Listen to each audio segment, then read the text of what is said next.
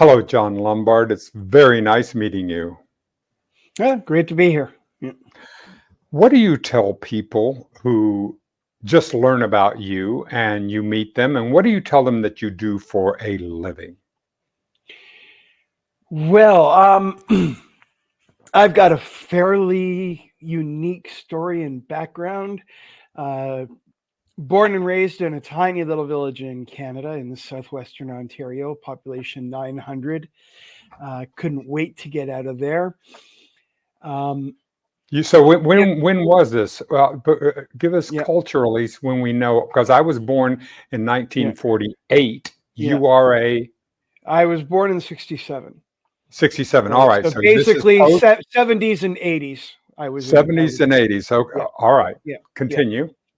Yeah, so you're just kind of one of those places where everybody looks the same, acts the same, thinks the same. Anybody who's different or stands out, it's bad. Everybody knows everybody else. And my dad was the town Anglican preacher, so I was the preacher's kid. So The everybody knows PK. that I'm the. So That's right. in addition, you're a oh, Yeah, this yeah, is great. yeah. So yeah, it was not great. Uh, Oh no, no, it's yeah, great as a story. It's one of those yeah, things. I love the expression. If it's going to be funny later, it's funny now. yeah, So I'm not saying that your situation was at yeah. all humorous, but it was damned ironic. Yes, yeah, yeah. So yeah, grew up there, hated it. But when I was in high school, Korean family immigrants moved into town, and this was the first Asians that had ever lived there. So yeah, it was a bit, and they were immigrants, so their English wasn't great. They had a strong accent, and uh, they ate strange foods, all this type of thing. So they were very, very heavily ostracized, huge amount of racism. They ran a variety store that people would actually go to the next town over to buy stuff rather than go to their store. They faced vandalism, people, calling them racist names, things like this. Like they stereotypically they ran a convenience store, so Of course. they fit the I mean, stereotype pretty. that's an entry. This is the entry into Yeah, our capitalistic system. It's one of yeah, the easy entry points. yeah. So yeah, their their oldest son, was in my grade in high school, and unlike everybody else who thought, "Oh, he's so strange, he's so different, yeah, stay away from him," my thought was like, "Oh my God, finally somebody else, something that's different, something that's interesting, something that's just not the same as everybody else." And he and I became close friends. I would go to their home, have dinner with them, learn about the culture, their life back in South Korea, stuff like that. And that was my first introduction to like really anything outside of our tiny little community. Wow. So I fell in love with the idea of different cultures. And it was like, I remember for me, it wasn't just learning about that culture, but it was how much it caused me to re-examine the things that came from my culture, like the things that I just assumed were like this is how it is, and I discovered no, that's not how it is. This is how it is here, but in other places it's not like that. So why do we think like that? Why do we have that? So I fell So in love how with did culture. how did that at home? How did that resonate at home?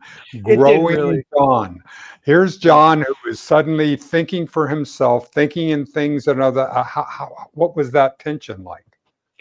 It didn't really. I was throughout primary and high school. I was again, because I was the preacher's kid, the PK. Everybody knew me.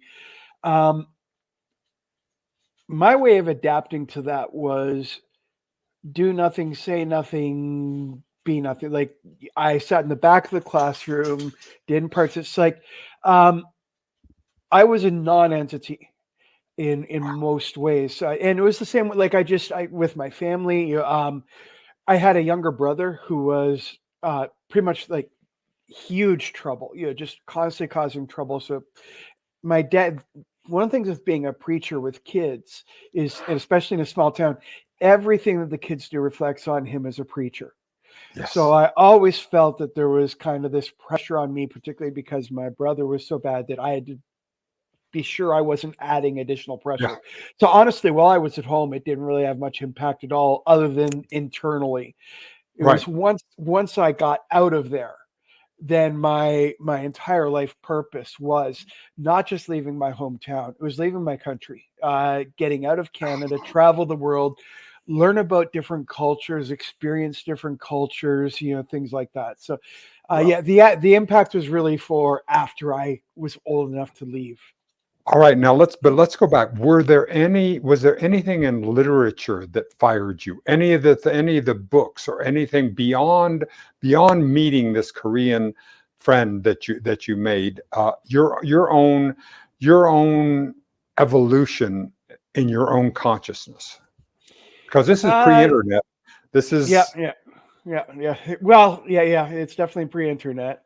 This is Commodore 64. Well, there was internet, Oh, but yes, yes. there's So all right, there's DARPA dial-up, just started that. Yes, dial-up. yes. Yeah, You're yeah, right. yeah. I got my first Commodore 64. I had that wonderful dial-up internet. Yeah. But Jeez. yeah. But I guess reading reading not so much. Like I was heavily into sci-fi. But that was more of an escape. You know, um, Yeah. you know, uh, Hey, sci-fi is literature. This is this it, is it this is is. some It very wasn't. powerful, profound way of Yeah, looking at the life and what you're doing. it is. It just wasn't something that was kind of like informing me in terms of like what do I want to do, where do I want to go. Yeah, Right. I loved it absolutely. It was great. I Right. was a huge Dune fan. Don't know how many times I read that. But I guess like again because my dad is a preacher, my parents were like evangelical, fundamental. Like the Earth is 6,000 years old. Strong belief in demons and angels. Like we did exorcisms and like there's all sorts of stuff like this. I Right. came from that background. So my original plan was to be a missionary. So I went Yeah. to Bible college for 4 years. I did a degree actually in cross-cultural studies, but this was kind of with the intention of learning about other cultures so then I know how to convert those cultures to Christianity. To How to convert Christianity. So this is, and at that time, did you have that strong relationship with your spirituality? In other words, did you have a sense of that connection with Jesus, that connection with, and what was that experience like for you well, at that time? at the time I would like I'm an atheist today, so my perspective on that is so at the time I would say yes, I believed I did. Now I consider it was all kind of just something I kind of built up in myself, but Sure. regardless, at the time I did But, that, feel but that okay. was but that's the evolution That's in right. our in Yeah, consciousness, yeah, because I yeah, don't know. I know of few great thinkers that do not go through that process. This yeah, is all a yeah, process. yeah. This Well, process of connecting with something greater than we are, which I love to talk to you about, because I yeah, think it's a fascinating topic. But I want to get back to this thing. All right, so yeah. you're at Bible college. You Bible graduate. college. Yeah, yeah. What happens? Well, first I should like going back to the Bible college thing as far as kind of like my spiritual journey. Before I went to Bible college, I knew what I believed and believed it completely. Totally. But I couldn't tell you why beyond that's what my parents taught me. So going to Got Bible it. college was to learn the why. So, going to Ah, Bible college, I read the Bible from start to finish. I learned church history, theology, and I started spotting a lot of problems. Like contradictions in the Bible, or like as a kid, I was a huge dinosaur nut, like just off the scales, completely in dinosaurs, which led yeah. me directly into evolution. And to me, evolution was so self-evidently obvious that, like, I think by 10 years old, I rejected the 6,000-year-old Earth thing. Didn't mean I Yeah. rejected my faith. It just meant that I kind of adapted my beliefs that, the Genesis account is more of a metaphorical account that happens over a much longer period of time, not 6 literal days, right? Yes. So But yeah, it didn't, exactly. right. So it didn't cause me to lose my faith, just kind of adapt my faith. So Sure. in Bible college, I started spotting more and more of these things. And then, like, theologically, there was the issue that, like, you had all these people, all these great Christians that all supposedly had access to the Holy Spirit and the divine inspiration, but they couldn't agree with each other on anything. Like, the Holy Spirit was telling everybody different things. So, and like church history, if you really study church history, the evolution of what the church actually believes, if we were to take Christians today and plump them back in the first century after Christ, there'd be almost no commonality between them at all. No. So as I started learning all this stuff, I started seeing all these problems, but I looked at it much the same way I did with evolution of dinosaurs. That, well, this isn't an issue that Christianity is wrong or the Bible is wrong. It's an issue that I don't have enough knowledge. I don't have enough faith. So I need to pray more. I need to study more, and then I'll understand more and more. And I was confident because obviously there were so many people, so many Christians who are so much more knowledgeable than me, who had no problem with these things. So it must be an issue that I just didn't understand enough. Exactly. It's something with So, me. yeah. I know the expression of being, I've been in evangelical churches, Yeah. and I will sit there while people are going into paroxysms of ecstasy and going, what is the matter with me? What is my receptors that I do not feel the same things that they are experiencing? So that was mine as I was growing up and going in that part of my journey. So I understand it. Yeah. So yeah, that was kind of where I was in Bible college. So still completely 100% evangelical Christian, going to go overseas, be a missionary. I then went to university and did a bachelor's degree in world language and literature. So studying both literature and linguistics, kind of combined. So the plan is, when I go traveling, if I'm going to a country that doesn't speak English, I can teach English. I'm going to a country that does speak English, I can teach literature. So this way I can travel around the world. I'm paid to travel. And as a teacher, I'm right smack dab in the middle of the culture. So Perfect. to me, it was just like the perfect way to be able to travel the world, experience different cultures. I didn't want to do the tour, like go there, take pictures of the beautiful sights and then leave. I want to be immersed in the culture. So this takes us to 1993. I have finished university. I want to go overseas, and one of my classmates was a foreign exchange student from China. And I was particularly fascinated by China because, like, this is 4 years after the Tiananmen Square massacre. China was a black hole. Nobody knew what was happening there. Very few people could even get into the country. There was no news coming out. It was just this giant, kind of like North Korea today in many ways. And I was really fascinated to go there. So I talked with my friend, and his father was a government official in one of the cities in Qingdao. So he contacted his father, and his father got me an invitation to go and teach in one of the universities there. So boom, I'm on a plane. I'm going to China, 1993. I'm going to be an evangelical missionary, save all these atheist communists, everything like that. Got there, started teaching. Yeah, started teaching in university, and absolutely loved it. Again, like I'm one of these people. I love being challenged. Whereas most people react to things like, that contradicts how I see things, that contradicts what I believe, so that's bad. I'm the opposite. Like, I start with the assumption that there must be things I'm wrong about. There must be areas where I have gaps in my knowledge, and I want to be improving myself. So anything that challenges that, even if it turns out it's wrong, it's still a good thing because it challenges me to look at that. What if it's different than what I believe? why is it different? What is the evidence for mine? What is the evidence for that? And then I can even if I end up believing the same thing, I now have a stronger reason to believe that, right? Yeah. So that's kind of just how I've always been. So going to China, which was so completely, utterly different from anything I experienced in my life, for me was just like, I absolutely loved it. And then also 93 to 96 that's the critical period when China really started opening up. When I got there in 93, it was still a very, very closed country, very tight control over foreigners. We were dictated where we could live. Any Chinese person who came to visit me, before they visited me, they'd have to register with their ID number.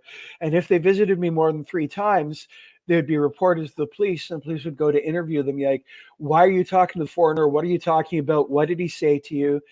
When I made friends, I could be confident that at least 1/3 of my friends were actually reporting back to the police about what they were put there to keep tabs on me. All the mail that I sent, all the mail that I received was opened and checked by them. There was just this incredibly tight level of paranoia and control.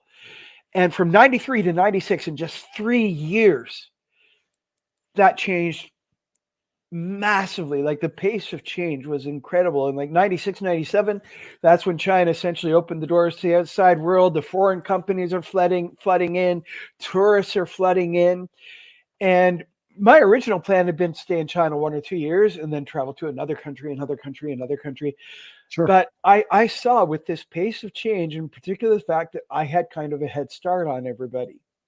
If you knew what you were doing, if you had the right connections, if you had the knowledge, And the culture of respect.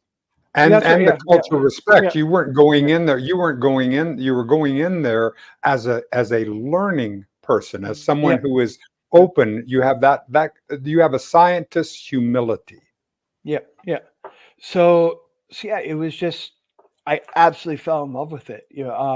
This is a period when most foreigners in China lasted a maximum of 1 or 2 years before it was just like, oh, that I cannot take anymore. I have to get out. And I was the dead opposite. Like, I don't want to leave. I love it here. I'm thriving here. In any 5-year segment, I was in China 25 years in total. Take any 5-year segment of that 25 years, and I did more in that 5 years than I would have done in a lifetime in Canada. It was just such an incredible environment for me. I thrived. So I quickly saw that teaching university, if I was going to stay there for 1 or 2 years, it was great. Long term, it wasn't, because as a university teacher, I will always just be the foreign English teacher. Because I'm not Chinese, I can't become head of the department. I can't become dean of the department. I can't become a vice president or president. My promotional opportunities are zero. It's not a glass ceiling, it's a glass floor. I don't want to spend the next 5, 10, 15, 20 years doing the same thing with no opportunity for growth, advancement, things like that. So 1996, like I said, this is when all the foreign companies are coming in. And you've got these foreign companies sending foreign managers over that they know their industry very well, but they're managing 100, 500, 1,000 Chinese employees. They're dealing with Chinese suppliers, selling to the Chinese market, dealing with Chinese government officials. And they were completely lost. And here I am. I've got a degree in cross-cultural studies and several years behind me in China. I may not be the world's #1 expert, but I know a hell of a lot more than they do. That's what an expert is just knowing a little more and being able, a lot more. What, John, if we had been doing this as a story and you could actually foretell history and say, all right, I'm going to go over there for 3 years and be all ready for when it all opens up. It sounds like it's what a tremendous opportunity. Yeah, absolutely. So yeah, I started my first company doing consulting for these foreign companies, teaching foreign managers how to work in China. That was a smaller business. And like, again, I had zero business background, knowledge, experience, anything. I'd trained as a missionary, went to Bible college. I was an art student, I'd never been interested in making money in my life. I grew up with the idea that wanting to make money is a bad thing, it's greed, things like this. So that first business, the market was there. I knew it was, but I simply didn't know what to do or how to do it. So it kind of fell apart. Sure. But then I met a Taiwanese woman, and she had started a corporate consulting company where she focused on emotional intelligence stuff. And emotional intelligence was just starting to become a big thing then. Wow. And she brought me on board with her, where she could focus on the business development side and I could focus on the actual training implementation side. And it worked beautifully. So that company blew up. We did amazingly well. Then I switched, like, by the early 2000s. I think it was 2001 or 2002. Lenovo Computers bought the IBM laptop division, the ThinkPads.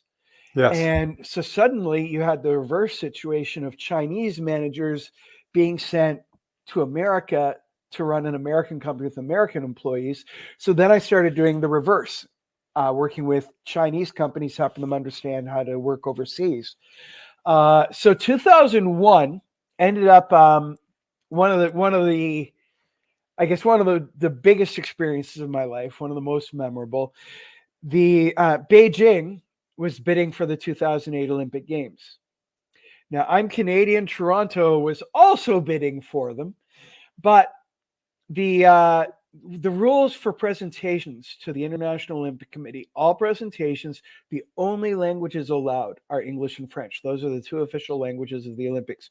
You cannot use an interpreter. You cannot speak any other language. So the mayor of Beijing, he's the chairman for the Beijing Olympic Bid Committee, but his English is not very good. So they need someone to help out. So they start, like, it was kind of in China, everything is done through connections, through networks.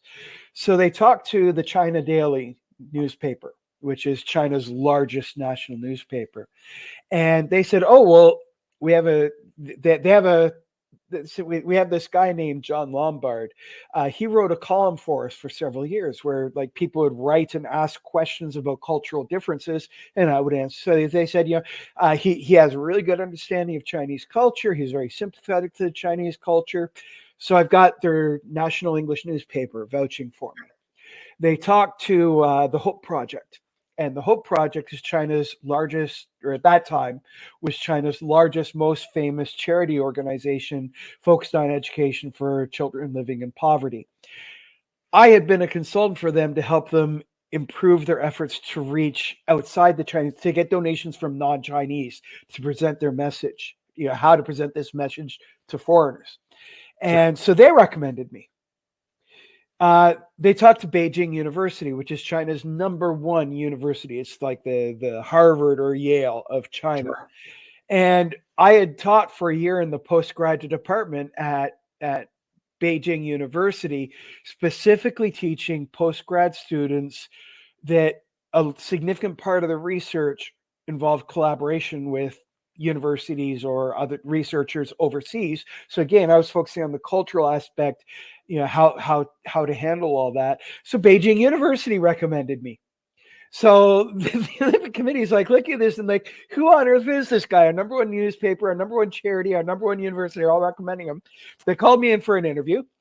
And I had also, at this point, just a few months before, I had also started the first Toastmasters club in Beijing. And for those who aren't aware, Toastmasters is like an international organization that promotes public speaking and leadership skills. So I just had all this stuff behind me. I was called in for an interview, went really, really well. I was #2 choice. #1 choice was another Canadian guy named Mark Roswell.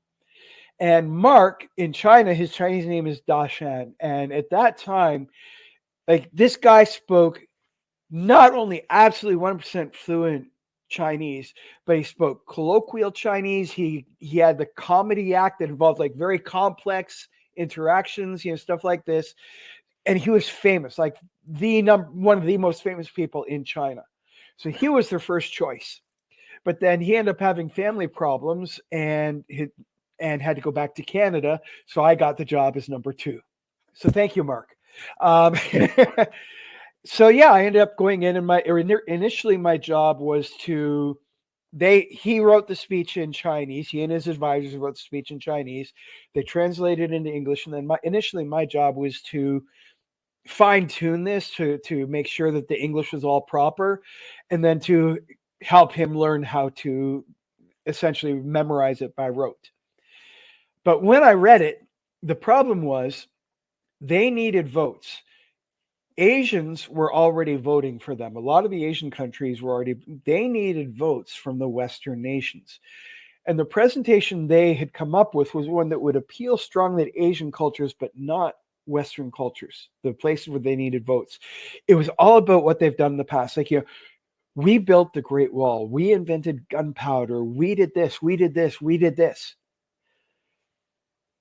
This is the next great thing that we're going to do.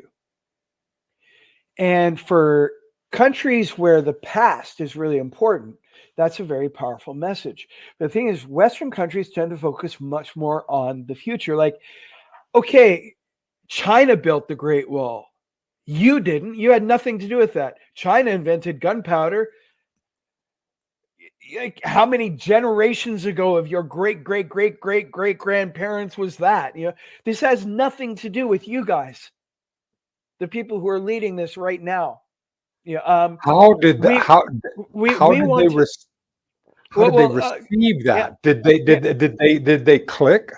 Yeah, well, I talked to them about. I told them, like, what you need is message. Like, one, like I told them, present this more as like, this is the new China. China today is a new country. It's different than what has been there in the past. And the Olympics is our coming out party. This is our introduction to the world of the new China. And this is what we're going to do. Yeah, moving forward, this is the direction China's going, and this is how the Olympics is taking us in this direction, like to more openness, to more international cooperation, things like this.